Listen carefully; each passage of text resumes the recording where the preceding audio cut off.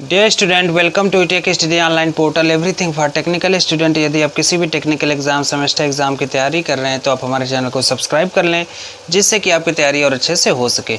आज का जो वीडियो है हमारा वह रीजनिंग सेक्शन पे आधारित है। रीजनिंग सेक्शन में आज का जो टॉपिक है, जो लॉजिकल सीक्वेंस हम लोग देखते आ रहे हैं, उसी का पार्ट 2 है। पार्ट 1 पहले ही अभी हम लोग देख चुके हैं। अभी तक आपने उस वीडियो को नहीं देखा तो हमारे प्लेलिस्ट में जाकर उस वीडियो को देखें, जिससे कि लॉजिकल सीक्वेंस या तार्किक क्रम से संबंधित आपका जो भी कन्फ्यूजन हो दूर हो और कॉन्सेप्ट अच्छा हो। तो आइए शुरू किया जाए।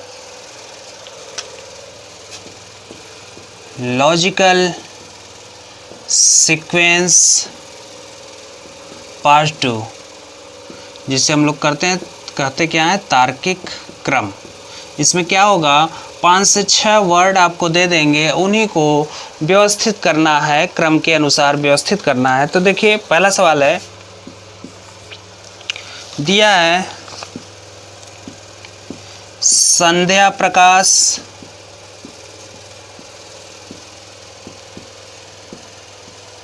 दूसरा दिया है उषा काल, तीसरा दिया है दोपहर और चौथा दिया है रात्रि। तो देखिए, इसी को क्रम से व्यवस्थित करना तार्किक क्रम कहलाता है। 4 से 5 वर्ड आपको इस प्रकार से दे देगा और बोल देगा कि इसको व्यवस्थित करिए, क्रम से लिखिए। तो देखिए, यहाँ पे जो पहले होगा, पहले क्या होगा, उषा काल होगा, सॉल्यूशन। उषा काल यानी सुबह का समय, उषा काल हो गया। उषा काल के बाद क्या आएगा, फिर दोपहर आएगा। ठीक है, दोपहर के बाद क्या आएगा, फिर संध्या प्रकाश आएगा और संध्या प्रकाश से फिर रात्रि हो जाएगी।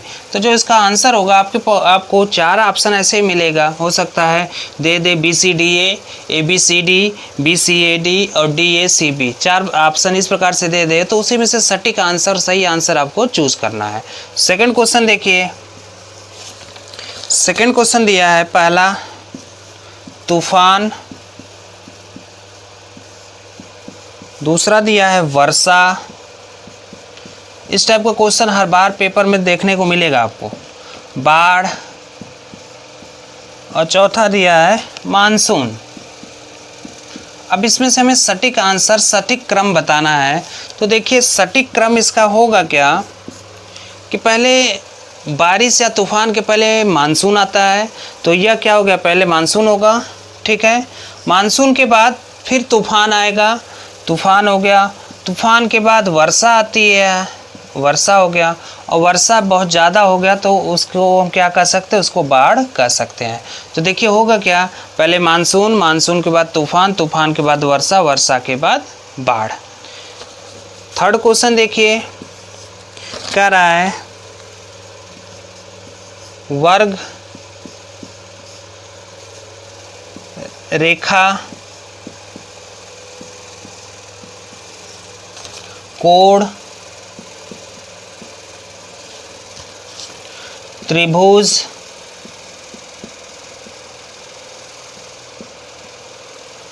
और जो लास्ट है यह है बिंदु। यह हो गया आपका बिंदु। तब इसी को सटीक क्रम से, क्रम के अनुसार इसको लिखना है, क्या क्या होगा।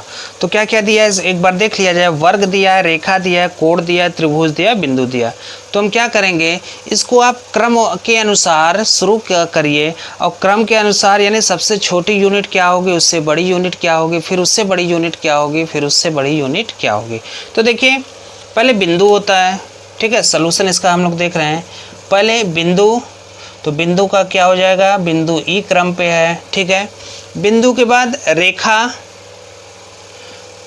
बिंदुओं से मिलकर रेखा बना होता है, क्योंकि बिंदुओं के बिंदु पथ को हम रेखा कहते हैं। बिंदु, बिंदु से रेखा, रेखा से कोण बनेगा। कई रेखाओं को अगर आपस में इस प्रकार संयोजित किया जाए कि वह कोण बन जाए, उसे हम कोण कहते हैं।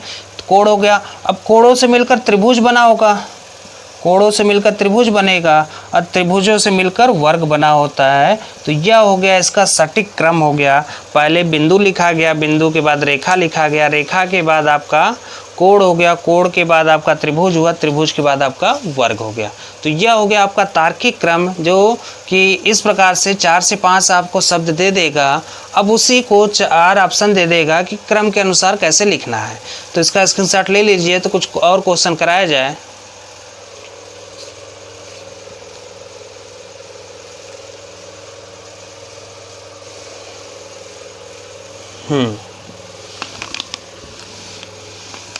लॉजिकल सीक्वेंस का जो क्वेश्चन है, आप चाहे किसी भी टेक्निकल एग्ज़ाम देने जाएं या वनडे एग्ज़ाम दें या नॉन टेक्निकल एग्ज़ाम देने जाएं, आपको हर टाइप का क्वेश्चन इसमें देखने को मिलेगा। कम से कम 1 से 2 क्वेश्चन हर बार आता है। आगे देखिए क्वेश्चन नंबर 4 क्या कह रहा है कि क्रम को अवरोही क्रम में व्यवस्थित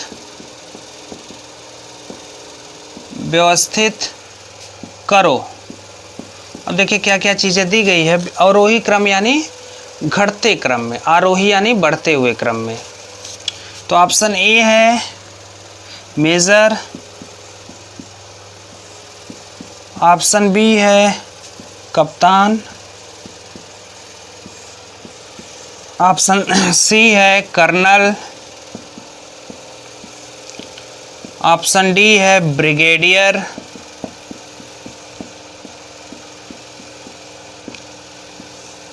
और ऑप्शन ई है आपका लेफ्टिनेंट जनरल।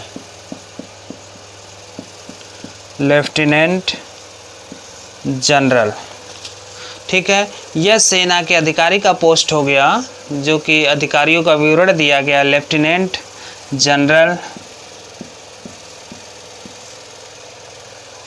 ठीक है, दिया है लेफ्टिनेंट जनरल, ठीक है। तो अब इनको क्या करना है, अवरोही क्रम में व्यवस्थित करना है। तो हम सवाल को पढ़ लेंगे कि आरोही क्रम में दिया है कि अवरोही क्रम में। अगर दे दे कि इनको व्यवस्थित क्रम में लिखिए, तो व्यवस्थित क्रम में सबसे छोटी इकाई पहले, फिर उसके बाद वाली, फिर उसके बाद वाली, फिर उसके बाद वाली।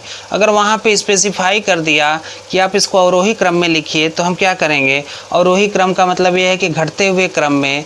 तो घटते हुए क्रम में पहले सबसे बड़ा, फिर उससे बड़ा, उससे छोटा, फिर उससे छोटा, फिर उससे छोटा, फिर सबसे छोटा, यह हो गया अवरोही क्रम। अगर इसी को आरोही क्रम में लिखना होता तो सबसे छोटा, फिर उससे बड़ा, फिर उससे बड़ा, फिर उससे बड़ा, फिर सबसे बड़ा। तो आइए देखा जाए। देखिए जो सेना में जो रैंक होता है, लेफ्टिनेंट जनरल का सबसे बड़ा होता है, उसको पहले लिख लिया जाए। उसके बाद देखिए ब्रिगेडियर का होता है, ब्रिगेडियर का लिख दिया जाए। उसके बाद कर्नल का होता है, कर्नल का लिख दिया जाए।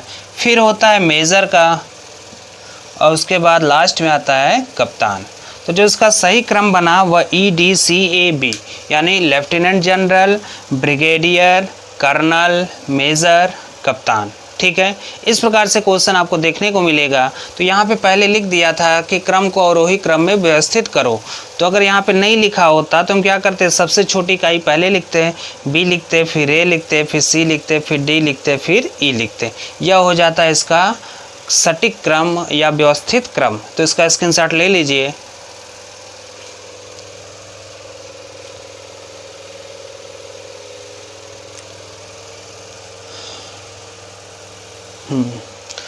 तो ये लॉजिकल सीक्वेंस के कुछ इम्पोर्टेंट क्वेश्चन थे, जिस पे कि क्वेश्चन आने के चांसेस बहुत अधिक हैं। तो आज का वीडियो यहीं समाप्त करते हैं। उम्मीद है कि आपको वीडियो पसंद आई होगी। हमारे वीडियो को लाइक करें, हमारे चैनल को अभी तक आपने सब्सक्राइब नहीं किया तो सब्सक्राइब कर ले, तथा बेल आइकन दबाना ना भूलें।